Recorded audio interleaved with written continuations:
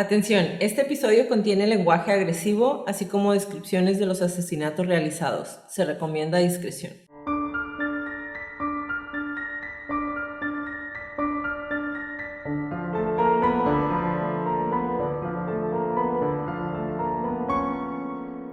Hola a todos, bienvenidos a Crónicas de Crimen. Yo soy su host Jacqueline López y me acompaña, como de costumbre, Leti Mosqueda. Hi, Leti. Hi, Jackie. Queremos invitarlos a nuestras redes sociales, Facebook, Instagram y YouTube como @Crónicas de Crimen para que nos den follow, manita arriba y todo lo que tenga que hacer. Ahí subimos toda la información y fotos de nuestras crónicas y a que nos compartan con sus conocidos. Es la única manera de que más gente pueda escuchar nuestras crónicas. Comenzamos.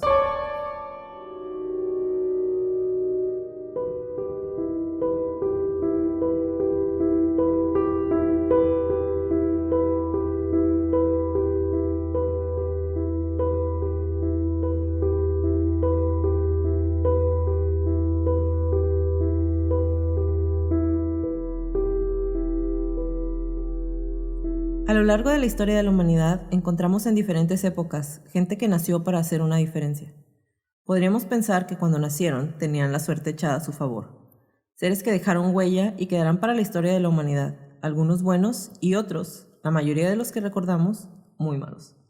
Personas que iniciaron con una buena intención, que fueron creciendo de a poco hasta lograr tener imperios inimaginables y un poder que raramente han utilizado para el bien.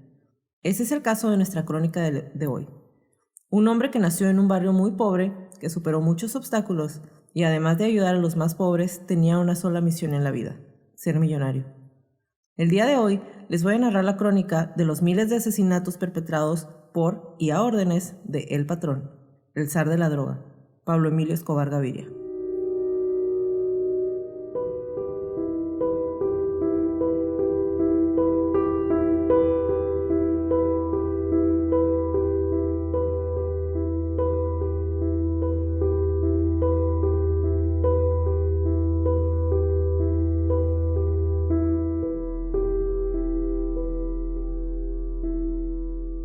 Hoy voy a empezar no con Leti, la crónica del día de hoy. Hoy voy a empezar con Crónicos. La crónica del día de hoy, aparte de que la pidieron algunos de ustedes, es una petición desde la primera temporada de Leti. Sí. Y yo estaba realmente es una historia que todo el mundo ya conoce.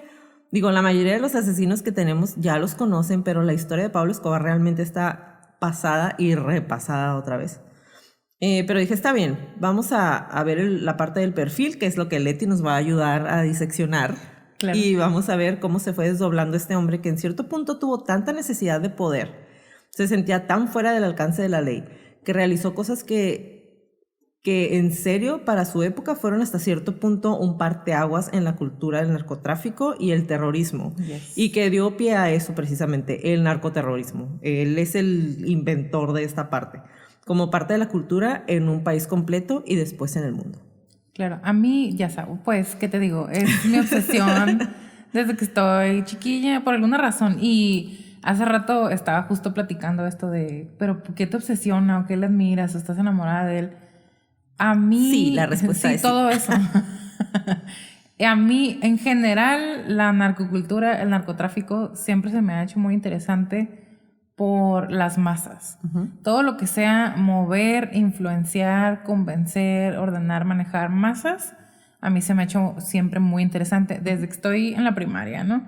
Por eso cuando en la clase de historia hablábamos de Hitler, era como, háblame más, profesor, no porque sea tan difícil, sino porque tienen muchas cosas en común y las cosas que los distinguen de otras personas siempre es la ambición, la soberbia y una mezcla de perder el piso y no al mismo tiempo, porque no es que no estuvieran conscientes de la realidad, sino como tú dijiste, se sienten tan fuera, uh-huh, tan intocables, tan especiales, tan excepcionales que pues pueden contagiar y convencer e influenciar a muchas personas. Es. Y es realmente es como, no es que no hubiera podido hacer absolutamente nada, pero jamás hubiera llegado tan lejos sin todo el ejército de gente que trae atrás de él. Eso es lo que a mí se me hace fascinante de El Patrón del Mal.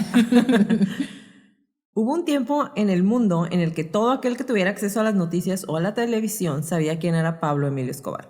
conocido como el Robin Hood de su país. Era escondido y ayudado por los pobres a quienes había regalado casas y un sustento, obviamente no sin sacar provecho, ¿no? Y en sus últimos días era perseguido por los Pepes o los perseguidos por Pablo Escobar. Por todas las agencias de investigación más importantes de Colombia y el mundo, era el hombre más buscado, así como el más peligroso, encargado de traficar el 80% de cocaína que se consumía en todo el mundo, y presentado en la revista Forbes como uno de los hombres más ricos y poderosos, culpable además de la muerte de miles de personas en su país y miles más en los países a donde llegaba su droga. Pero ¿cómo llegó ahí? ¿Cómo es que un hombre que se decía haber crecido en la pobreza o con carencias pudo llegar a ser el narcotraficante más poderoso del mundo? Suerte, ingenio, ambición, visión, todos los componentes que muchos empresarios quisieran tener, todo eso lo tenía Pablo Escobar. Pablo Emilio Escobar Gaviria nació el 1 de diciembre de 1949 en Medellín, Antioquia, y fue el tercero de un hogar de 7 hijos. Sus padres fueron Abel de Jesús Escobar Echeverry, ganadero y agricultor, y Hermilda de los Dolores Gaviria Berrío, una destacada maestra rural. Sus hermanos en orden de nacimiento fueron Roberto de Jesús, alias El Osito, Gloria Inés, Argemiro, Alba Marina, Luz María y Luis Fernando. Aunque Escobar asegura que, y toda su historia se cuenta basándonos en que era una persona pobre o de bajos recursos, en una entrevista de hecho concedida a la televisión nacional de los años 80, Pablo Escobar manifiesta sobre sus orígenes lo siguiente, y cito: pues mi familia no tuvo unos recursos económicos importantes y vivimos dificultades como las que vive la mayoría del pueblo colombiano. Entonces no somos ajenos a esos problemas. Los conocemos profundamente y los entendemos. Sin embargo, ya analizando y buscando todo, el hecho de que su papá era ganadero nos da un poco la base, y agricultor aparte, nos da un poco de bases de lo que realmente fue su infancia. Además de estar ligado directamente a figuras de la política, por ejemplo, Isabel Gaviria Duque, que fue primera dama de la nación de 1910 a 1914, esposa de Carlos Restrepo, quien fue presidente de Colombia durante ese mismo periodo. Su padrino de bautismo fue el reconocido diplomático e intelectual colombiano Joaquín Vallejo Arbeláez. Entonces, realmente, o sea, a lo mejor no era igual de rico Exacto, que toda la gente en su familia. Lejos o ajeno. Exactamente, exactamente. Según declaraciones de su madre, Escobar empezó a mostrar que era un niño inteligente y astuto desde la primaria. Ya a inicios de la secundaria se hizo evidente otra de sus cualidades que la acabas de mencionar, su liderazgo. Ya que se dice que le encantaba defender a sus amigos de los regaños de los profesores. Escobar y su primo, Gustavo Gaviria Rivero, que más adelante se convertiría en su mano derecha y que fueron muy juntos desde que estaban niños. Decía que hacían pequeños negocios en el colegio donde ellos estaban, en donde el más rentable era el intercambio de cómics o revistas de muñequitos. Sin embargo, hacía rifas, vendían exámenes que les robaban a los maestros, prestaban dinero a bajo interés. Y entonces dicen así que empezó a desarrollar su habilidad para los negocios, el comercio, y para mí fue más que obvio que hacía las actividades fáciles o ilegales. Porque si te das cuenta, o sea, desde la secundaria vendiendo exámenes robados y prestando dinero con intereses. Ya sí, prestando dinero. Esa fue una de las cosas que dije yo, para empezar, ¿de dónde sacaba el dinero, no? Exactamente. Y ponle, prestaba, no sé, pequeñas cantidades. Ajá.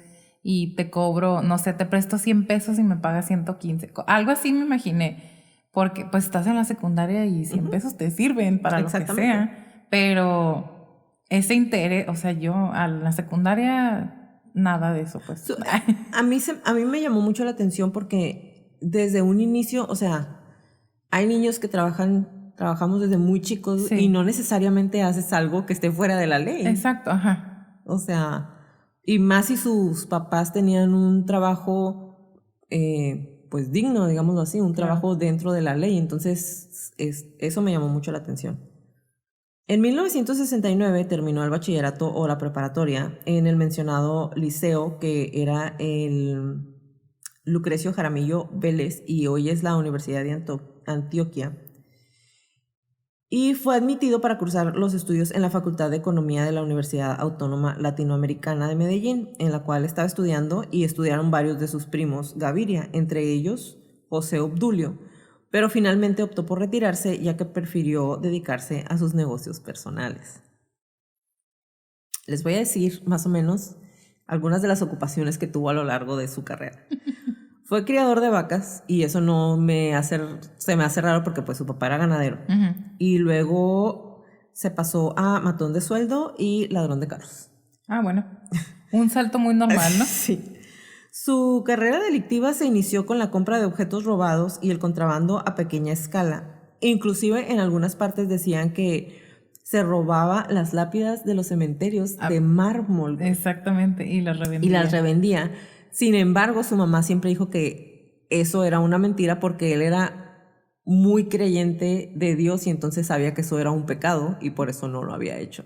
Pero también son otras cosas que a Diosito no le gusta esto. Exactamente. Entonces, el contrabando a pequeña escala hasta que se introdujo en el tráfico de marihuana y finalmente en el de cocaína, en donde trabajaba para Alfredo Gómez López, a quien apodaban el Padrino. Cuando él empezó en el negocio de la cocaína, era la pasta únicamente, la base de la cocaína. No el polvo. No, la traían, se iban hasta Perú en un carro todo viejito que tenían y se la traían escondida. Y entonces aquí, y ya después empezó con su grupito, pero ahorita lo vamos a ver más adelante. A Escobar se le involucró igualmente en el secuestro y el asesinato del industrial Diego Echeverría Misas en 1971 y del capo del narcotráfico Fabio Restrepo en el 75. Escobar actuaba como intermediario que compraba la pasta de la coca, como ya les mencioné, en Colombia, Bolivia y Perú, y luego la revendía a los traficantes encargados de llevarla a Estados Unidos. En la década de los 70 se convirtió en una pieza clave del narcotráfico internacional de cocaína y se asoció con González Rodríguez Gacha, Carlos Leder, Jorge Luis Ochoa y los hermanos Ochoa, Fabio y Juan David, que esos después se van a convertir en una de sus pesadillas, pero aquí eran sus compas. Y con ellos fundó y lideró el denominado Cartel de Medellín, que se hizo del control de pistas, rutas, laboratorios y monopolizó el comercio ilegal desde la producción hasta el consumo de la cocaína. Pues un entrepreneur. Ah, sí, o sea... Y fíjate que estuve viendo... O sea, hay innumerables videos de Escobar en YouTube y... En todas las plataformas. En todas las plataformas hay... no nada más hay programas así como series, pero también hay muchos documentales de él. Y en uno de esos están entrevistando a su hermano, a uno de sus hermanos, y dice, es que era impresionante cómo de repente él veía que para trasladar la mercancía se estaban tardando mucho y él abría los mapas y por aquí está menos difícil y por aquí no hay policía y por aquí sí nos metemos en este tipo de carro y por aquí sí cambiamos esto. O sea, realmente era un hombre muy inteligente y si tomas en cuenta que estaba chico, o sea, tenía 25 años cuando empezó con todo eso. Ingeniero en logística. Uy, ajá, o sea, es realmente impresionante, pues. Y bueno, no nos vamos a sumergir en el mundo del narcotráfico como tal, porque obviamente podríamos hacer 1 o 2 temporadas de Crónicas de Crimen basándonos en todos los contactos y las miles de historias que se cruzan en este mundo. Entonces, no es nuestra intención descubrir el hilo negro de esta industria, por así decirlo. Nos vamos a enfocar realmente en la mente maestra detrás de todos los asesinatos y los horrores que se suscitaron a partir del negocio de Escobar y del amor por sus hijos, que fue, en última instancia, lo que lo llevó a su muerte. En 1974, y con tan solo 25 años de edad, Escobar emprendió la creación de un negocio de producción y distribución de cocaína que iría creciendo con el tiempo hasta convertirse en una vasta organización delictiva dedicada principalmente al tráfico de drogas, que, como ya les mencioné, es el Cartel de Medellín. Todo esto junto con su primo Gustavo Gaviria Rivero, quien en todo momento fue el de las finanzas. Era su mano derecha y era de las finanzas. Y siempre decían, la gente que lo conocía era como, Escobar estaba totalmente alejado de cuánto dinero se estaba manejando. Él decía, ¿cuánto me toca? Gustavo le decía, te toca esto. Y él, ok, porque confiaba tanto en él que él era el que manejaba la parte del dinero al 100%, todas las finanzas, exactamente. Pero, o sea, mata al capo y entonces ya no nadie le estorba y voy a hacer mi propia empresa. You are what you kill. Igual que acá, ¿no? Igual que en todos lados. Exactamente. Como ya lo mencioné, con Pablo Escobar como agente, el grupo inició sus actividades en 1976. Año en que Escobar fue detenido con 19 kilos de cocaína, aunque su caso fue desestimado, güey, y fue puesto en libertad a solo 3 meses de su detención. Desestimado, o sea, traía un perro mediano en peso de cocaína y lo desestimaron en las llantas. Exactamente. Ese mismo caso fue reabierto más tarde por Mariela Espinosa, quien también desistió de la investigación por amenazas contra su vida y fue asesinada años después a orden de Escobar. Pero es que ese arresto sentó las bases, o sea, él no tenía...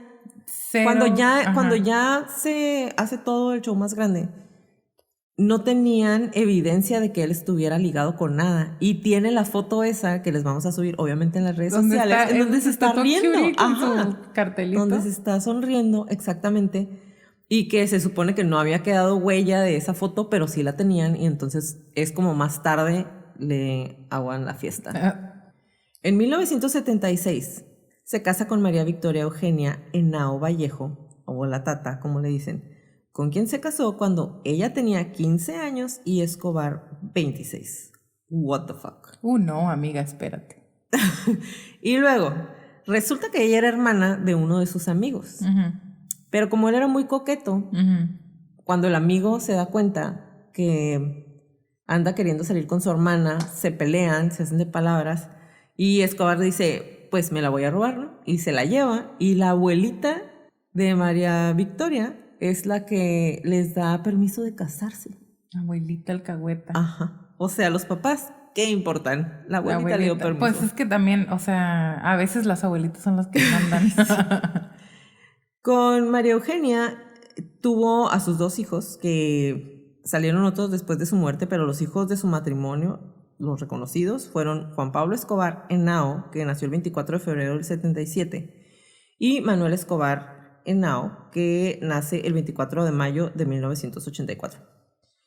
A esta época ambos han decidido cambiarse el nombre para no cargar con la cruz del papá. Sin embargo, después de muchos años de decir que no quería nada que ver con el nombre Escobar, yo no quiero vivir con lo que mi papá hizo, yo soy una buena persona, el hijo aparece dando declaraciones y haciendo videos. Entonces, #dinero. Pues sí. Porque la hija jamás ha dicho nada.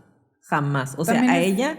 O sea, sí, obviamente, pero ella desde muy chica fue como... No. Yo no tengo que decir nada. Pues es que también es diferente... Digo, es diferente para una mujer estar en este ámbito que para un hombre.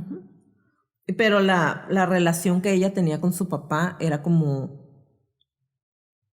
más unida que el hijo, aunque el hijo haya estado más grande. Igual y también eso tiene que ver. Exactamente. Los hijos del capo Juan Pablo y Manuel Escobar, después de la muerte de Escobar, salieron del país, pero fueron devueltos en cuanto pisaron España, corriendo con la misma suerte en Alemania, o sea, no los querían en ninguna parte. Y finalmente se instalaron en Buenos Aires porque Argentina recibe malas personas de todo el mundo. Perdón a los argentinos, pero la verdad, ahí tenían muchos nazis. Perdón, Celeste. Lo que pasa es que creo que la parte de la extradición con ellos es diferente. Exactamente. Entonces ellos sí pueden recibir personas que van huyendo de otros lugares. Finalmente pues se instalaron ahí y por razones de seguridad y para alejar el estigma de tener el apellido Escobar, cambian sus nombres y Victoria cambiaron sus nombres para pasar inadvertidos. Victoria ahora se llama María Isabel Santos Caballero. Bueno. Y Juan Pablo es ahora Juan Sebastián Marroquín Santos. Y Manuela se llama Juana Manuela Marroquín Santos. Identidades que fueron recientemente reveladas por su propia voluntad. Apenas te iba a decir que Candil. Pero ellos decidieron, o sea... No entiendo, sí soy, aquí estoy. Pues dinero. Pues sí. O sea, ¿qué más? Digo, yo no estoy diciendo que no quisieran a su papá, obviamente, pero pues sí somos... Y pues dinero, a pues final que de es cuentas. Mucha lana también. Claro. No estamos hablando de algunos cuantos miles, o sea, es mucho dinero. El 11 de diciembre del 2009, su hijo Juan Pablo presentó el documental biográfico, ¿ves? Dinero, llamado Pecados de mi padre, en el que pide perdón a las familias víctimas de la violencia del narcotráfico. Y ese hombre se ha paseado con todo el mundo, por todo el mundo, con la bandera de siento mucho lo que hizo mi papá. Mi papá no era tan buena persona. Y ahora ya lo defiende más. Pero para mí fue como, güey, ¿por qué no te quedaste callado todo el tiempo y ya? O sea, sales, no sé, se me hace como bien llorón. Igual pudo haber sido más disculpa no ganar dinero con el nombre de su no papá. Público, ajá.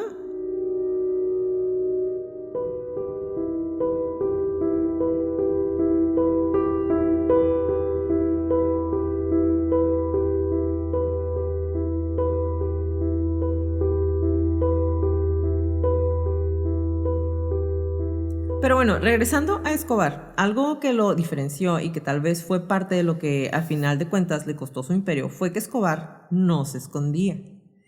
No mantenía un perfil bajo al igual que los demás narcotraficantes. ¿Ok? No, a Escobar le gustaba que la gente lo venerara, que la gente lo viera. Algunos podrían decir que le gustaba ayudar a los pobres y otros tantos dirán que básicamente compraba su silencio y su complicidad, pero a final de cuentas lo cierto es que a él le gustaba ser una figura pública. Sí, pues, ajá. Y yo creo que nos vas a explicar mucho de eso más adelante, porque para mí era así como... me acordé mucho y creo que andan ahí más o menos por la misma época de el Gotti. El Gotti. Ajá, sí, ¿verdad? Sí, pero el Gotti... Es lo mismo, era capo y luego después salía y le encantaba, es que le gustaba vestirse muy bien, salir a lugares fancy, que lo vieran fotos, por diferentes razones. Sí, claro. Pero se me hizo muy similar porque realmente hasta antes de ellos dos se manejaba un perfil súper bajo por lo mismo, para que la policía no los estuviera viendo. Y a Escobar fue como que... Escobar era, aquí estoy, véanme. Y también con Gotti era hasta socialmente aceptable. Estamos hablando de la Cosa Nostra. O sea, los policías estaban en la nómina. No, que acá no, pues, pero... Oh, no, amiga, traigo mucho de eso acá. Los policías estaban en la nómina y aparte era mucho cuando si no venías de una familia así importante... de Italia, de España, de Irlanda, de algún país europeo en Nueva York y pues en el este de Estados Unidos, no ibas a poder salir de la pobreza. Entonces, pues estamos hablando de diferentes razones, pero al final muy les gustaba estar en el spotlight a los dos. Exactamente. Y cuando estaba Escobar, y es lo que en muchos de los documentales que vi sale, es como... Inclusive en la revista, en el Times, salía así como de que todos inhalando cocaína y era como tener un estatus social el hecho de que pudieran consumir pues que no la era, droga. No era tan... O sea, no que, ay, qué difícil conseguirla, pero no cualquiera podría comprar así de que para hacer una fiesta y vénganse todos. Así es. Lo que es cierto es que Escobar se la pasaba haciendo buenas obras, entre comillas, en algo que él mismo denominaba como ser hombre del pueblo. Y no sé por qué me sonó tanto a un presidente. ¡Cállate! Al finales de los 70s, y con el único propósito de hacerse de un hombre respetable, financió planes de desarrollo para los suburbios o tugurios de Medellín. Y así levantó un barrio para los pobres llamado Medellín sin tugurios. O el barrio de Pablo Escobar, ahí humildemente. Un conjunto de 780 viviendas unifamiliares. 780 viviendas, ¿no? Sí. Que construyó con destino a la gente necesitada y más de 60 campos de fútbol. ¿Quién hace eso por los pobres? Por los pobres nadie. Apenas te iba a decir aquí, pues a cada rato salen fraccionamientos así pero, de 1000 casitas, pero pues también... Se las regaló. Acá, Exactamente. Y bueno, cuando les digo que construyó, hay unas comillas gigantes, porque si bien es cierto que la idea principal de ayudar a la gente y de construir todos estos espacios, además de las canchas de fútbol, alumbrado público, entre otras cosas, Escobar no los financiaba directamente de su dinero o en su totalidad.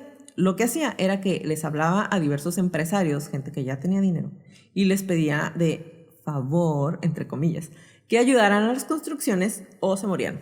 Pues Es una decisión muy sencilla, Exactamente. realmente. O sea, te pido que me ayudes o te mueres. Entonces la gente no tenía más remedio que ayudar al capo, que frente a la gente quedaba como un Robin Hood, así era conocido, alguien que ayudaba a los más necesitados, a toda esa gente que honestamente sin esa ayuda hubiera seguido viviendo en los basureros municipales, porque tal cual, o sea, vivían en el basurero. Hay gente que vivía comida en la En calle. los videos que les voy a dejar, ahí sale todo esto. La gente vivía totalmente alejado de una vida ya ni siquiera digna, o sea, humana. Vivían en los basureros. Porque honestamente en estas épocas, aparte, la cocaína, como ya les mencioné, era un estilo de vida y los narcotraficantes realmente no tenían mucho de qué cuidarse. Y ojo, o sea, siempre ha sido algo malo, sin embargo, en ese entonces se les dejaba pasar mucho. Digamos que no eran perseguidos como en la actualidad, ¿me explico? Todas esas buenas obras le permitieron obtener los votos que lo convirtieron en teniente alcalde del ayuntamiento de Medellín. Comenzó a cultivar una imagen de hombre respetable, a contactarse con políticos, financieros, abogados, etc. Y es aquí, negociando entre comillas con todas esas personas, que nace su lema, plata o plomo. Ese era su lema y con él está casado todo el mundo que lo conoció. Que es realmente muy fácil de entender. La gente podía aceptar el dinero que él les daba, que era plata, a cambio de básicamente estar en su nómina, a su disposición, darle información, etcétera, etcétera, o morir a balazos. Plomo. Así fue que tuvo en poco tiempo a muchos militares, políticos, sacerdotes, deportistas en su nómina. Así tal cual. Pero había como un directorio de... O sea, se me hace muy chistoso que no ha cambiado esa parte de... Muy fácilmente te pueden contactar. ¿Y quieres dinero? Pues es que iban con los generales. O sea, Sí. llegaban con los generales del ejército o con los generales de la policía y entonces era así como que te necesito a ti y a toda tu gente. ¿Qué hubo? Plata o plomo. Tal, o sea, así era. Necesito que mis camiones con mercancía pasen por aquí, donde estaban los retenes. Y no, pues no te vamos a dejar pasar, pues me vas a dejar pasar o te mato. Sí. Y te voy a matar a ti, y a tu mamá, a tus hijos y a tu perro. O sea... Y al perro de tu vecino. Exactamente. ¿no? Nomás necesitas no estar viendo. Exactamente. Ajá, sí, eso se ve en la... Pues de mis partes más favoritas, debo admitirlo, cuando empieza a pasar por los retenes y... Pues, ¿qué traen en el carro? Nada, pero traigo este sobre para ti. No, pero ¿qué traes en el carro? O traigo esta pistola, pásame el sobre. Ajá. Pásame el sobre. Sí, o sea, ¿qué más hacían? Pues sí. Digo, siempre en alguna historia, y en esta obviamente más adelante lo vamos a ver, hay una persona que dice, no, güey, no te voy a dejar que hagas lo que quieras, lo que estás haciendo es ilegal, es algo malo, estás pudriendo un montón de gente y no te voy a dejar que lo hagas. Pero mucha más gente, eran más los que le tenían tantísimo miedo. Y sí. Porque eran salvajes, güey, sanguinarios, o sea, real era hasta el perro. Sí. Entonces, por este tiempo fue que Escobar, que ya era millonario, decide comprar la que es conocida como una de sus mayores excentricidades y que a mí me encanta, lo siento, es como un gusto culposo. La famosa hacienda Nápoles. Y Leti, o sea, me encantan estas cosas. No lo que hizo, pero cuando leí acerca de la hacienda y todas las veces que he visto los videos y todas las veces que salen, digo, no manches, es como un niño un niño grande tiene un sueño, güey, y lo voy a cumplir. Y lo voy a hacer. Así. Sí. Les voy a mencionar algunas de las cosas que había en la hacienda. La hacienda estaba conformada por más de 3,000 hectáreas de tierra que se compró básicamente un terreno grande y luego a toda la gente que vivía alrededor, que tenía sus tierras ahí, fue como... véndemelas, no te la quiero vender, te voy a matar si no me la vendes, está bien, te la vendo. Entonces compraron los terrenos en precios muy bajos porque primero fue como, pues te voy a dar lo que me estás pidiendo. No, no te lo voy a vender. Ok, entonces vas a agarrar lo que te voy a dar. Ahora, y valiste, madre. Si no quieres lo que te ofrecí, vas a agarrar lo que te doy. Exactamente. 70 kilómetros de carretera dentro. Adentro. Ajá, mandó construir, o sea, eran carreteras, 70 kilómetros de carreteras, 6 piscinas, 27 lagos artificiales, una gasolinera propia, una pista de aterrizaje de aviones, helipuertos, hangares y una exótica arborización que incluía palmeras y establos con caballos. Ya veo. Y el video está bien perro, o sea... Sí, lo he visto. El recorrido. Súper suave, ajá. En la hacienda Nápoles había una plaza de toros, carros de carreras, motos náuticas, motocicletas para paseos turísticos, además de un Chevrolet modelo 1934 al que se le había llenado de balazos para hacerlo parecer al de los legendarios delincuentes Bonnie and Clyde o Al Capone. Y Escobar estaba enamorado de ese carro, ¿ok? Así lleno de balazos.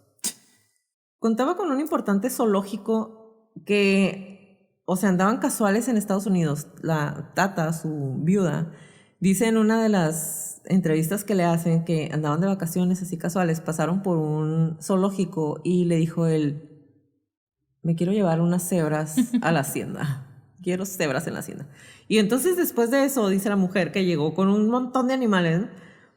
Había rinocerontes, elefantes, camellos, hipopótamos, cebras. De los hipopótamos te voy a dar un dato curioso.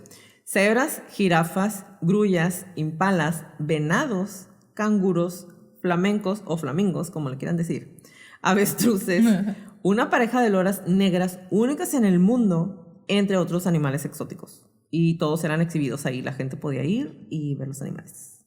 La hacienda, cuyo terreno fue evaluado por Escobar en 4.500 millones de pesos en el año 83. Harto dinero. Ajá. Además de ser el sitio de reunión de los líderes del cartel de Medellín, Gonzalo Rodríguez Gacha, Carlos Leder, los hermanos Ochoa, Vázquez, etc. Fue un sitio de reunión y descanso de miles de visitantes vinculados o no a los negocios del cartel. Es decir, podían ir personas. O sea, llegaban avionetas y helicópteros con gente para que vieran. Vengan a ver mi tours. casa. Ajá. Hacía tours para que la gente pobre pudiera ir a ver los animales. Yo iría ahorita a ver la casa. Yo también. Yo también, amiga. O sea, vamos. Más adelante les voy a platicar. Y bueno, de los hipopótamos es algo bien chistoso. Porque la casa fue abandonada un tiempo cuando sale huyendo Escobar y luego regresan, les dan mantenimiento otra vez y luego la confiscan y entonces los animales, muchos de ellos se los llevaron, los más exóticos, se los llevaron los diferentes zoológicos de ahí del país, pero dejaron a los hipopótamos y se empezaron a reproducir tanto que hay más de 40 hipopótamos y que ahorita son un problema. Ahí en la hacienda. En la hacienda. Ajá, o sea, son están incontrolables. Locos. Ajá, están incontrolables, son más de 40 hipopótamos. ¿Y de quién es la hacienda? De los hipopótamos. Ah, exactamente. Si bien era la propiedad más grande de Escobar y su casa principal, el hombre tenía muchísimas otras propiedades alrededor del mundo. Se calcula que en predios, ahí solamente en Colombia, tenía más de 500, sin tomar en cuenta todos los aviones, las avionetas que tenía para transportar la droga, los camiones, sus colecciones de carros, porque le encantaban los carros, lanchas, helicópteros, motocicletas, amaba las motos, le encantaba andar en motocicleta. Inclusive le encantaba correr carros. Hubo un tiempo en que quiso correr de manera profesional en algunos de los circuitos que tenían ahí y lo hizo. Pechocho. Y de eso les traigo un dato. Hace unos 10 días, el 10 de marzo de 2021, un Porsche 911 que compró en 1974 y de los cuales solo se fabricaron 15 en todo el mundo, fue subastado y se vendió en $2.2 millones. Wow. ¿Qué hubo? ¿Quién lo compró? No investigué eso, mira. Borra mi pregunta, Rafa. Les debo el dato. Ahí para la segunda parte se los traigo. Sin embargo, la hacienda Nápoles está marcada porque básicamente marca el mejor momento de Escobar y también el peor, cuando finalmente él y su familia salen huyendo para no regresar jamás. Pero no me quiero adelantar. Nos quedamos en que en principios de los 80s, que es cuando Escobar decide que quiere entrar a la política. Así. Le habla un día a su hermana, en una de las entrevistas con su hermana, y le dice, quiero que me apoyes porque me voy a lanzar de político. Ese güey. Todo quería, mira. Pues sí. Ajá. Se ganó mediante la extorsión el apoyo que lo llevaría a ser electo como suplente al Senado por el movimiento Alternativa Liberal, después de haber sido expulsado junto con Jairo Ortega Ramírez del Nuevo Liberalismo, fundado por Luis Carlos Galán. El 2 de febrero de 1982, Luis Carlos Galán, líder del Nuevo Liberalismo, descalifica la lista de Movimiento de Renovación Liberal de Antioquia, que incluye en el primer renglón de suplencia a Pablo Escobar. El titular era el representante Jairo Ortega, que era amigo comprado de Escobar. No podemos aceptar, dijo Galán, vinculaciones de personas cuyas actividades están en contradicción con nuestra tesis de la restauración moral y política del país. Si usted no acepta estas condiciones, yo no podría permitir que la lista de su movimiento tenga vinculación alguna con mi candidatura presidencial. Y ahí es donde públicamente Galán se echa encima de enemigo a Escobar y donde lo saca de su partido. Al peor alacrán. Exactamente. Y les voy a poner un fragmento de lo que le dice Luis Carlos Galán atacando a Escobar directamente. Lo van a escuchar ustedes y les voy a poner los links para que tengan el acceso a toda la info. Y aquí va. Patria llegó como llegó a más de 60 países del mundo. El poder oscuro y criminal del narcotráfico. Y ha sido el nuevo liberalismo la única fuerza política que en Colombia se enfrentó a ese adversario terrible de la sociedad, de la organización institucional. Entonces, desde ese momento, Luis Carlos Galán se convierte en el gran enemigo de los narcotraficantes, quienes iniciaron una incesante persecución contra él y contra su movimiento. Obviamente, pues no les convenía y ya les había dicho que no los quería con él. Entonces, hasta este punto, como ya se dieron cuenta, pues los narcotraficantes tenían, específicamente Escobar, tenía bajo su mando al presidente, al ejército, a la policía. Entonces, el hombre les estaba diciendo, no, cuando yo gane, ustedes se van a quedar fuera, entonces, pues no queremos que gane, ¿no? Pues no.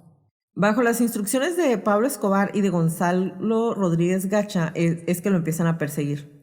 La clase política que hasta entonces no había puesto reparo en el dinero del narcotráfico, o sea, mientras me funciones porque no quieras ser político, pues vengan a su reino con el dinero, ¿no?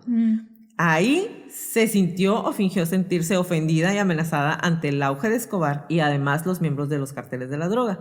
El gobierno de Belisario Betancourt, que estuvo de presidente del 82 al 86, había iniciado en 1983 una reforma tributaria con la cual se quiso ofrecer una legislación que daba la posibilidad de incorporar los llamados dineros calientes a la economía del país.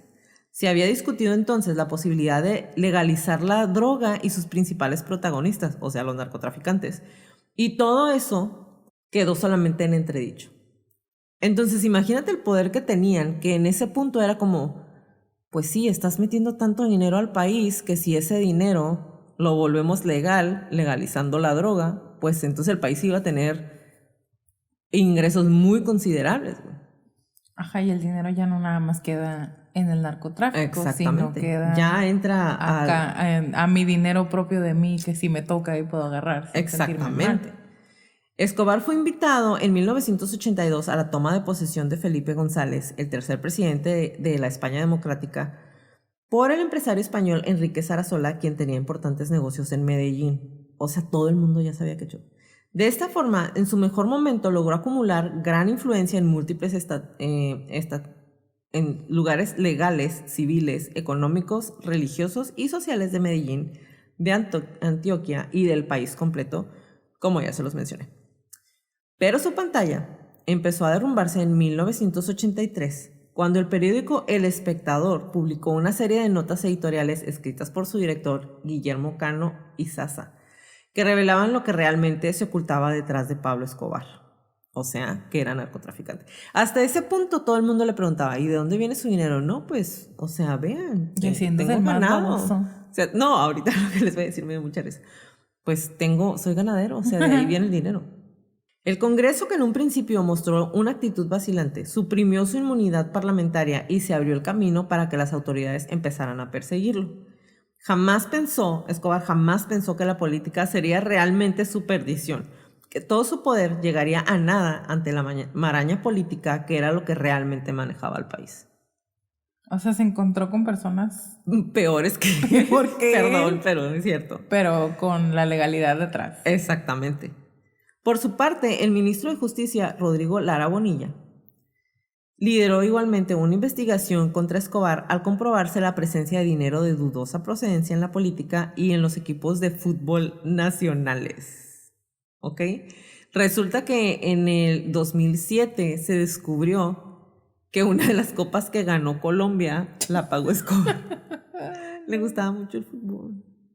Y aquí es donde realmente empieza la marcha hacia el caminito del terror de todo un país. Porque si es cierto que el dinero de Escobar era dinero de las drogas, no dejaba de ser un populista, alguien que no ayudó realmente de dientes para afuera. O sea, aunque haya sido obligando a más ricos, la ayuda hacia la gente pobre fue real, güey. O sea, les dio casas, les daba trabajo, les daba comida. En Navidad, o sea, decían que la cantidad de regalos que compraba para darle a la gente pobre era así de cientos de miles de montañas cosas. de cosas para que no les faltara nada. Exactamente. Las aspiraciones de Escobar, por su parte, también tenían como fin principal evitar la extradición que por esos años Estados Unidos había pedido al gobierno de Colombia, y alegando que no era justo que se pagaran en otro país los crímenes realizados en el propio. Y en los mismos links que les voy a dejar van a poder escuchar a Escobar diciendo esto. La verdad es que me pareció muy bandy de su parte, güey, porque es como, yo no soy delincuente, pero si lo fuera, a mí no me gustaría que me mandaran a otro país.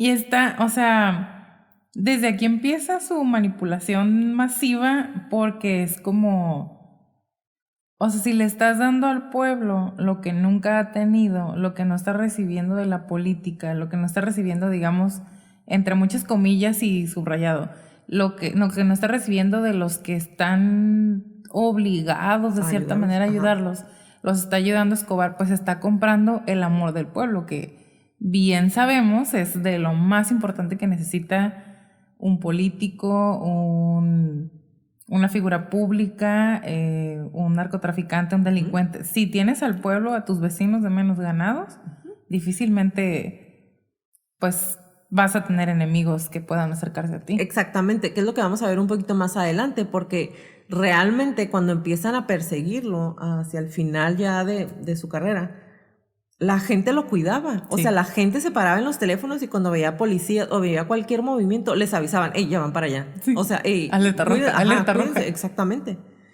Y como bien lo dices tú, obviamente yo no estoy diciendo que la política en todas partes sea corrupta, pero tú sabes los intereses que se mueven ahí. Es como que, ¿cómo es que un hombre sin estudios terminados, que viene se supone de la nada, de repente sea multimillonario y les esté dando regalos, casas, campos para el deporte a los pobres? ¿Qué hubiera pasado si lo hubieran dejado seguir escalando? Muy probablemente Escobar le hubiera ganado a cualquier contendiente en la presidencia. Sí.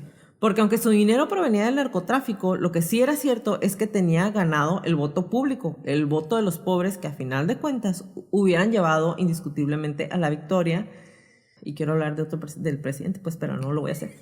Y pues estamos de acuerdo que eso no siempre es bueno para las clases sociales más altas, ¿ok? Que desde el principio de los tiempos son quienes obviamente manejan la política de acuerdo a sus necesidades y a sus aspiraciones. O sea, sí hay que ayudar a la gente que tiene menos, pero no que sigas teniendo menos. Sí, mientras sigas teniendo menos, no me molesta. Exactamente. Las investigaciones de Rodrigo Lara Bonilla, junto con el coronel de la policía Jaime Ramírez, que es, a final de cuentas, esa persona que te digo, en todas partes llega uno que dice, no te voy a dejar que te salgas con la tuya. En este caso es él. Prueban la vinculación de Escobar en el narcotráfico cuando el capo le había dado al ministro un ultimátum de demostrar sus acusaciones o, en efecto, lo acusaría de calumnia y difamación. Y sí lo hacen. Les voy a dejar un link.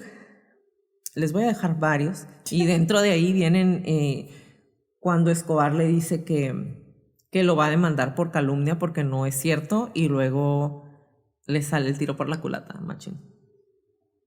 Escobar, junto con Ortega, atacan al ministro mostrando un cheque, al parecer falso, del narcotraficante Evaristo Porras, financiando la campaña de Lara. Lo sacan ahí en el Senado, güey. O sea, Ortega sube a hablar en el Senado y le dice, ¿usted conoce a Evaristo Porras? Y Lara Bonilla le dice, no. Y saca un cheque, güey, una copia, y le dijo, este cheque ayudó tu campaña y viene firmado por ese güey. Pero el cheque era falso, pero lo hicieron público, güey, ahí en el Senado. Seguimos hablando de Colombia.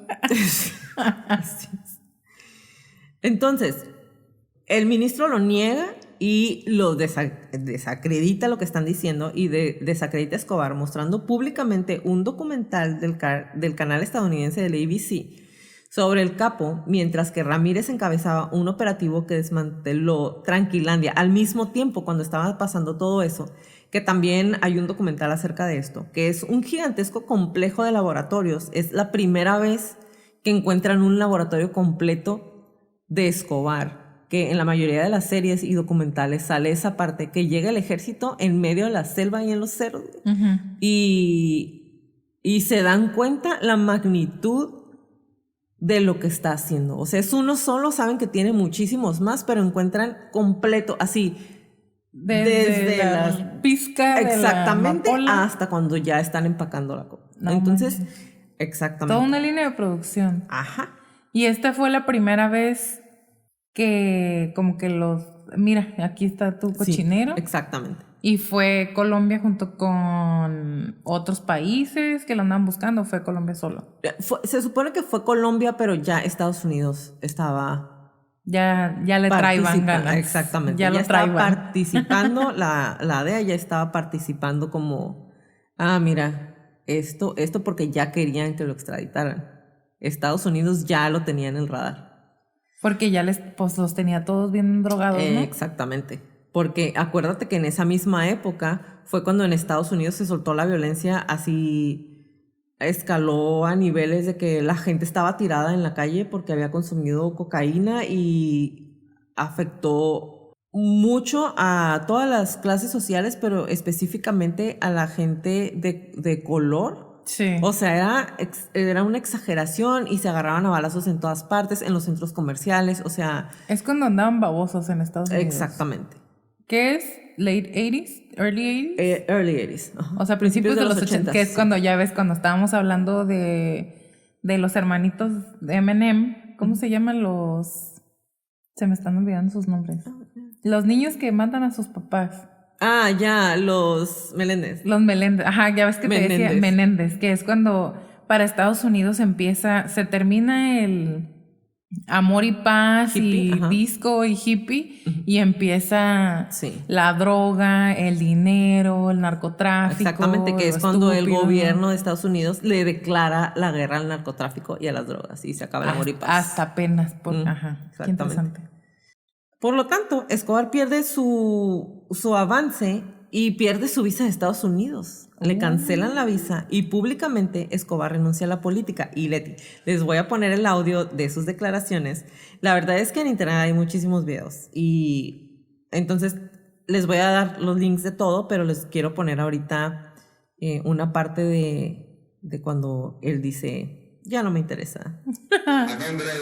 Ay, güey, espérame.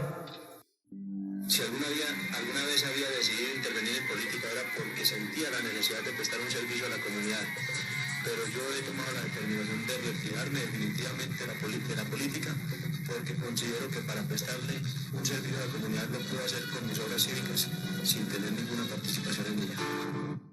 Ahí está, con eso o sea, ya no me interesa ser político, puedo ayudar con mis obras sin necesidad de estar inmiscuida en la política. La realidad es que ya lo habían atorado y ya no podía realmente estar en la política. Ya me tengo que esconder, con permisito.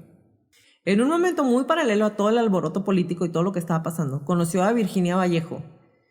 Virginia Vallejo era una escritora, periodista, modelo, locutora y presentadora de televisión colombiana, quien lo entrevistó cuando estaba recorriendo los basureros del municipio mientras llevaba a cabo su proyecto Medellín sin tuburios, que fue cuando entregó las casas. Ella fue la primer periodista de televisión que entrevistó a Escobar y se supone que el flechazo fue inmediato. El hombre, que era descrito por su mamá como muy caballeroso y atento con todas las mujeres, conquistó a la periodista, quien se convirtió básicamente y durante varios años en su amante, porque no olvidemos que pues estaba casado, ¿no? Ella es la que sale en la película Loving Pablo, ¿no? Es que ella hizo ese libro, se llama Loving Pablo, Hating Escobar.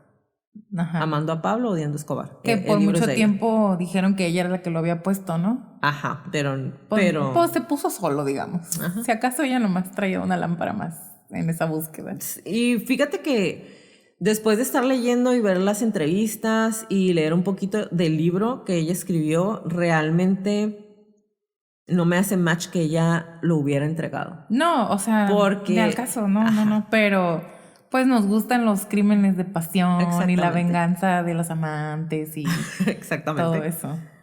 Vallejo declara cómo conoció a Escobar y dice: fue muy valiente al arrojarse al río. Resulta que cuando abren la hacienda Nápoles, contratan a alguien para que vaya a hacer un video y ella está haciendo como el video ahí dentro de la hacienda, está entrevistando a las personas, andan viendo y se cae al agua. Y dice ella, yo no conocía a nadie, yo no lo conocía a él, y estaba comprometida con Aníbal Turbay, sobrino del presidente. Y junto con él y otras personas fuimos invitados a conocer el zoológico de un político en la hacienda Nápoles. Ella no sabía que era Escobar. La gente estaba hablando, atendiendo la parrillada, y solo él se dio cuenta de que me estaba ahogando. Y cómo iba a imaginarme que eso cambiaría mi vida. Él se aventó al agua por ella y la salvó. Es que sí era un señorcito. Uh-huh. Pero estaba joven, güey. O Pues, sea, cuando la conocí. pero un señorcito de Ajá. que muy correcto, muy sí. propio. Uh-huh. Su mamá decía que él era súper caballeroso, que a todas, digo, no sé, no me consta, ¿no? Que a todas las mujeres las trataba igual. Y no porque a todas las quisiera conquistar, pero dice su mamá, no es porque sea mi hijo, pero yo pienso que él se miraba muy bien. Te traigo algunos datos por ahí. ¿Tristes? Sí, muy tristes. Vallejo sigue diciendo, fueron muchas cosas. Primero, él me salvó la vida. Luego, borró las deudas de mi compañía. Me envió 1000 orquídeas y me consiguió el divorcio express de David Stivell, alguien tan importante en Argentina. O sea, rapidito, venga. Exactamente. De todos modos, si no me hubiese amado con esa pasión, no le hubiera dado bola o no le hubiera seguido la onda.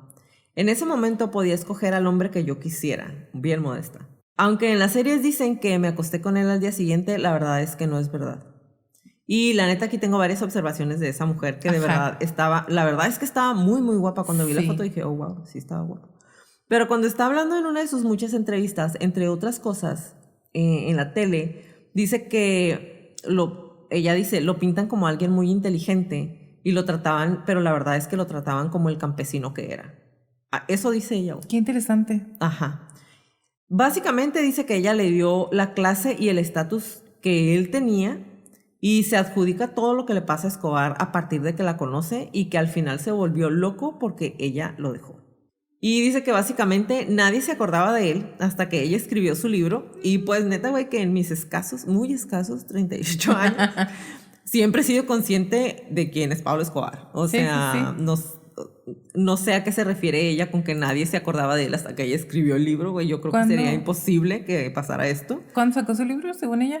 En el 2007 volvió a salir el libro. No, pues no, yo estaba en la primaria cuanti antes que eso y yo ya lo conocía. Exactamente. Mentirosona. Y pues la verdad, como te digo, siempre he sido consciente que ha sido pues el narcotraficante más famoso seguido de nuestro Chapito. Sí, pues es la verdad. Todas las películas en narcotraficante colombiano, o sea, sí, Pablo Escobar. Exactamente.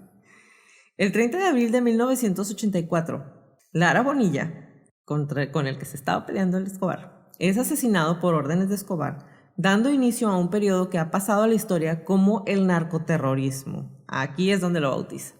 Porque entonces empieza a matar gente ahora sí a diestra y siniestra. Empieza despacito y luego nos vamos con todo. Sí, o sea, para atrás, empedrado, sin freno. Exactamente.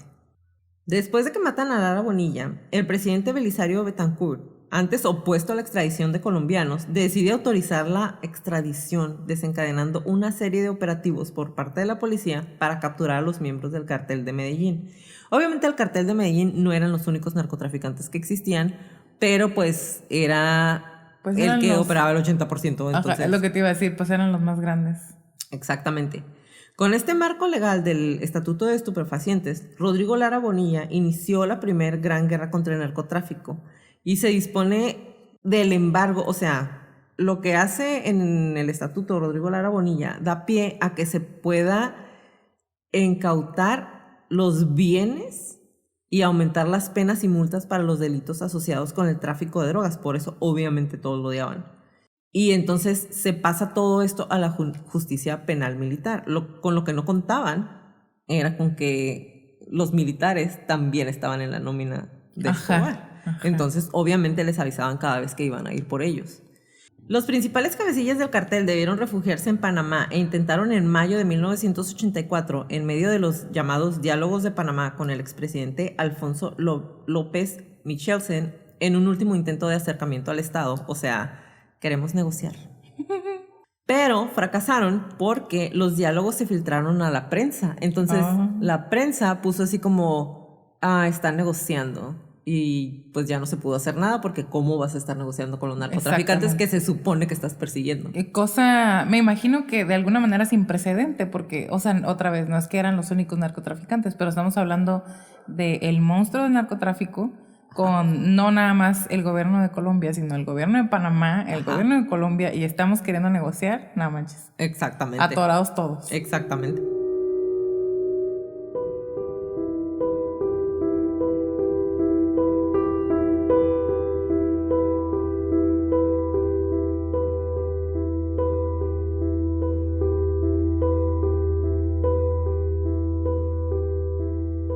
Este episodio es editado por Stuka Producciones. Si necesitas trabajos de edición de audio y video, Stuka Producciones puede ayudarte. Búscalos en Facebook e Instagram como Stuka Producciones. Stuka es SZTUKA Producciones. Un año después del asesinato de Lara Bonilla, pese a los anuncios del gobierno de combatirlos, los narcotraficantes del cartel de Medellín, renombrados ahora como los extraditables, ya no eran el cartel de Medellín, eran los extraditables, como The Expendables o algo así. Los extraditables permanecían impunes, expandiendo su negocio criminal por amplias zonas del país y abriendo nuevas rutas de narcotráfico de cocaína por Nicaragua y Cuba. Todo ello en convivencia con algunos sectores de la fuerza pública comprados a base de dinero y terror, como ya lo mencioné, plata o plomo. En noviembre de 1984, los extraditables hicieron estallar un carro bomba o un coche bomba frente a la embajada norteamericana en la capital colombiana, matando a una persona, y en junio de 1985 ordenaron la muerte del juez Tulio Manuel Castro Gil, encargado de investigar el crimen de Lara Bonilla. ¿Ok? O sea, ya andaban bien incontrolables. Sí. Escobar, ambiguo en sus relaciones con la guerrilla, después del episodio del MAS, se acercó al M-19 por intermedio del comandante Iván Marino Ospina, o sea, ya estaban con el ejército, y de algún modo se cree que estuvo al tanto de los hechos que se iban a desarrollar en el Palacio de Justicia, ofreciendo apoyo económico para la operación. De la toma del Palacio les voy a poner un link porque obviamente lo que pasó ahí sí fue uno de los hechos que a mí más me llamaron la atención, porque realmente fue cuando ya no les importó qué tenían que hacer. Sí. Porque el palacio lo toman para poder quemar todos los documentos que los implican dentro del narcotráfico. Entonces era dejar cero huella y que no los pudieran seguir persiguiendo. Ay, disculpen los perros, los perros tienen party el día de hoy y ya nos hemos detenido muchas veces, pero no se callan. Lo siento. En cualquier caso, las relaciones fueron bastante cercanas y motivaron cierto alejamiento de la cúpula del M-19 en el ejército con Ospina, y la operación en el Palacio de Justicia fue autorizada por su sucesor Álvaro Fayad. De esta parte de la toma del Palacio de Justicia, también Virginia tiene unas declaraciones en su libro que más adelante les voy a platicar, porque ella dice que realmente no fue Escobar el que lo mandó tomar. Muy probablemente sí haya tenido participación, pero de él ni fue la idea, sí era de parte del gobierno. Y entonces es cuando ella se tiene que ir huyendo y Estados Unidos le da asilo y le cambian toda la identidad porque el gobierno de Colombia ahora la quiere matar porque, bueno, eso es lo que dicen, porque echó de cabeza a muchos funcionarios que siguen activos en el gobierno colombiano. es como decir, no fue Pablo, pero el gobierno lo hizo y le echó la culpa a Pablo porque a todos les conviene de todas maneras y es el chivo expiatorio. Exactamente. Porque pues ya andaba él en eso, sí. pues ya le dan. Ya andas embarrado de lodo, ¿qué más da? Exactamente. La campaña del terror continúa contra sus enemigos en el gobierno y los que apoyan el tratado de extradición. El tratado de extradición se hizo efectivo en enero de 1985 con el envío de los primeros capturados a Estados Unidos por medio del recién posesionado ministro de Justicia Enrique Parejo González, en reemplazo del asesinado Lara Bonilla. Y todos los que denunciaran cargos y redes mafiosas, todos los querían matar. Los extraditables asesinaron en febrero de 1986 en Baton Rouge, Luisiana, al piloto y testigo ante la justicia norteamericano Barry Seal. En julio, al magistrado Hernando Vaquero Borda, ponente del Tratado de Extradición en 1980, y al periodista del Espectador Bogotá, Roberto Camacho Prada. Y el 18 de agosto, ya con el nuevo presidente de Colombia, Virgilio Barco Vargas, al capitán de la policía antinarcóticos, Luis Alfredo Macana. O sea, se agarraron haciendo un matadero. O sea, fue uno, otro, sí, mataron muchísima gente. Ajá. Además, demostrarían su poder de corrupción cuando evitaron que Jorge Luis Ochoa y Gilberto Rodríguez Orejuela, capturados en España y ambos reconocidos narcotraficantes, fueran extraditados a Estados Unidos y fueran deportados a Colombia, en donde pagaron las penas de cárcel más estúpidas que te puedas imaginar. Así como, o sea, es como... Hasta ese momento, los principales grupos exportadores de droga del país mantenían generalmente buenas relaciones entre sí, aunque la atención de las autoridades se centraba esencialmente sobre los violentos cabecillas del cártel de Medellín, que en este punto controlaban el 90% de la exportación de coca. Y a pesar de que los jefes de Cali optaron, que eran los contrarios de Medellín, optaron principalmente por la corrupción y por la infiltración dentro de las instituciones como medio de lidiar con el Estado, en septiembre de 1986 ordenaron el crimen del periodista del diario Occidente Raúl Echavarría Barrientos. Y entonces, hasta aquí tenemos un hombre que empezó ayudando a los pobres, se hizo un multimillonario antes de cumplir 30 años, tenía muchísimo poder, era el narcotraficante que tenía el 90% de los ingresos de la cocaína, ya se había querido lanzar a político, ya había matado, no es cierto, me voy a adelantar, ya había matado al magistrado, a Lara Bonilla, del que les voy a dar el asesinato, les voy a dar todos los detalles más adelante.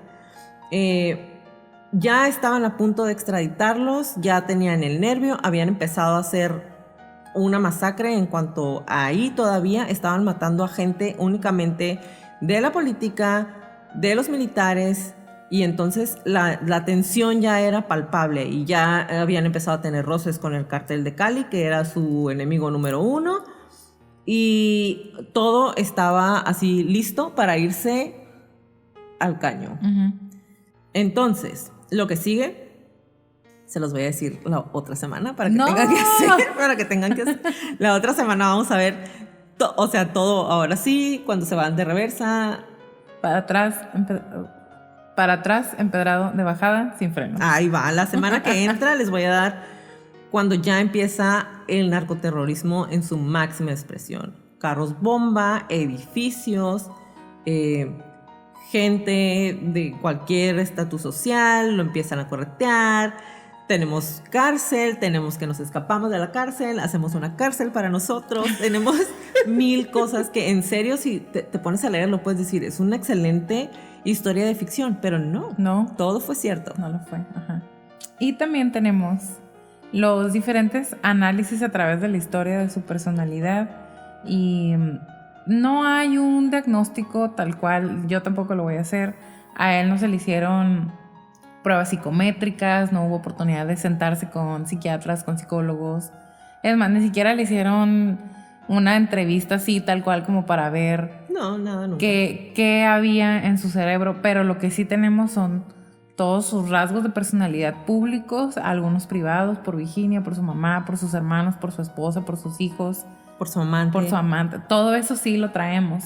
Lo que sí es que también les tengo una pequeña como investigación que encontré sobre el narcopopulismo, cómo nació con Pablo Escobar, una comparación con la narcocultura mexicana y cómo se parecen y qué las distingue una de la otra, porque claro, no es que no se pueda hablar de Pablo sin hablar del Chapo, o viceversa, pero sí es interesante revisar así muy por encimita los rasgos tan parecidos que tienen uno con el otro, porque podríamos decir, si el Chapo hubiera nacido un poco después, sería la reencarnación de Pablo Escobar. Así es. Pero pues, no es así, ¿no?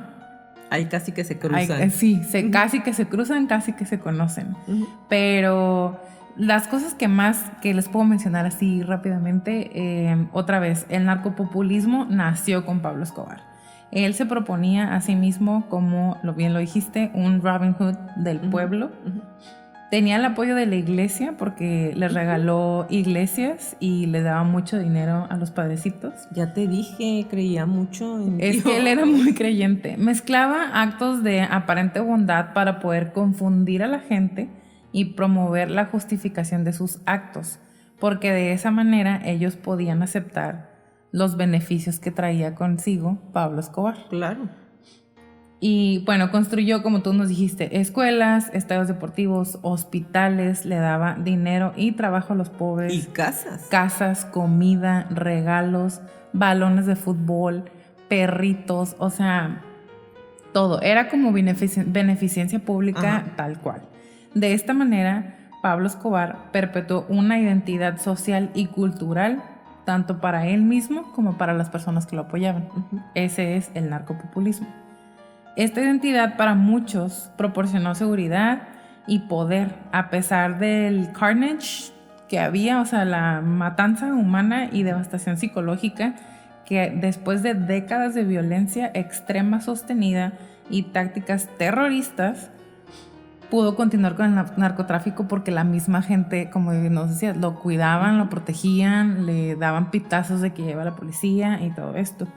Y todos estos resultados pues destructivos, que es la mejor manera de describirlos, no son solamente y completamente el resultado de una sola persona destructiva. O sea, otra vez, no fue Pablo Escobar solo, sino realmente fue un producto de sus seguidores dispuestos a seguirlo, a ayudarlo, a actuar en su nombre, a hacer cosas por él, a protegerlo, porque lo que tenía Pablo era no nada más él y su locura y sus rasgos psicológicos que les vamos a decir más a fondo en el siguiente episodio, pero pudo sacar toda la mierda que otras personas traían. Ajá. Pudo, como un imán, jaló a la gente y la mierda que esa gente traía, el hambre de violencia que esas personas tenían, encontró otros parecidos a él. Ajá. Con el mismo pues diagnóstico que se le puede dar y cualquier persona que tiene rato escuchando nos va a decir, no, pues ya sé cuál es, ¿no? Y de alguna manera todo esto fue lo que, como una burbujita de amor, venganza, odio, violencia, muerte, dinero, fue lo que lo estuvo permitiendo que pudiera actuar por tanto tiempo. Que a final de cuentas, si realmente el país no hubiera tenido tantas carencias, si la gente no hubiera estado tan necesitada si no se hubiera estado muriendo de hambre, si no hubieran estado viviendo en los basureros, tal vez no hubiera tenido la necesidad de que llegara una persona así a salvarlos. Entonces básicamente la gente lo miraba como un salvador. O sea, la gente lo adoraba y lo podemos ver perfectamente, por ejemplo, en John Jairo Velázquez Vázquez, que era el Popeye, que era, güey, a mí ese hombre, yo me aventé todos los documentales que salieron después de que salió en la cárcel. Lo adoraba. Lo amaba. O sea, él le seguía diciendo el patrón. Hay fotos de él en cuanto sale de la cárcel, que lo liberan, que le lleva flores a la tumba. Y en todas las entrevistas y en todas las declaraciones y en el documental que él hizo, él decía, o sea, él movía a la gente, su presencia simplemente. Yo cuando lo conocí, yo era muy pobre, él se está comiendo un pollo, me dio una pieza del pollo y yo a partir de ahí me di cuenta que era una persona que no te miraba como si fueras menos. O sea, realmente ese hombre, como él lo dijo en diferentes ocasiones, hubiera hecho lo que Escobar le hubiera pedido. Él decía, Y lo hizo. yo creí que él era inmortal, invencible. Entonces lloró cuando murió Escobar, él ya estaba en la cárcel. Y falleció hace 2 años y realmente, o sea, él se murió hace 1 año, perdón, él se murió adorando a Pablo Escobar. Cuando Pablo Escobar se murió, él dice, para mí es como si se hubiera muerto mi papá. Ay.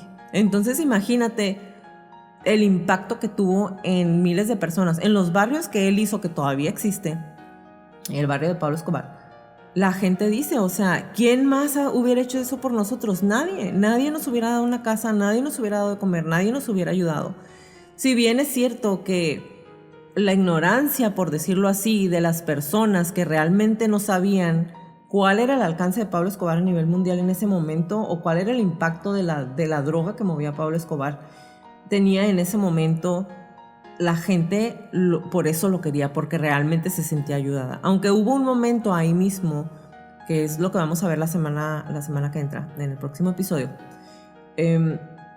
cuando obviamente estaban matando niños que estaban dentro de la nómina de Escobar, que eran los que le avisaban y todo esto, y que cuando se empiezan a pelear contra los contrarios y contra el cartel de Cali, y cuando ya entra el ejército y cuando ya los están persiguiendo en serio, muere muchísima gente, muchísimos niños que estaban contratados como asesinos a sueldos de Escobar, dejando obviamente desolación para los padres. A final de cuentas lo justificaban diciendo, pues es que era su trabajo porque él nos ayudaba, ¿no? Y a final de cuentas, tal vez, si el país, si la gente no hubiera estado pero tan necesitada, no hubieran tenido que voltear y aceptar todo lo que Escobar hizo desde un inicio. Pero el hubiera no existe. Entonces, los esperamos la siguiente semana. Gracias por acompañarnos en un episodio más de Crónicas de Crimen. Los esperamos en nuestro próximo capítulo, la parte 2 y el final. Si les gustan nuestras crónicas, por favor regálenos un review en iTunes y en Spotify. Y por favor suscríbanse a nuestro canal de YouTube y regálenos muchos likes. Y recuerden, si tienen alguna crónica que quieran que pase a la lista de nuestras próximas temporadas, ya no les voy a decir de la próxima porque nos han estado mandando muchísimas crónicas, entonces vamos a ir eligiendo. Muy probablemente en la siguiente temporada vamos a tener como mini crónicas, como que 2 crónicas en un episodio, porque sí tenemos muchas y de algunas, no de todas hay tanta información. Ajá. Entonces sí vamos a hacer mini crónicas. Pero por favor, mándenos un correo a info@cronicasdecrimen.mx. Como les repetimos en todas las crónicas, créanle su instinto siempre. Si algo no se siente bien, si algo me dice que salga corriendo, vete. Es mejor parecer paranoico y estar a salvo a quedarte y poner en peligro tu vida. Ahora sí, bye Leti. Bye Jackie, bye Crónicos.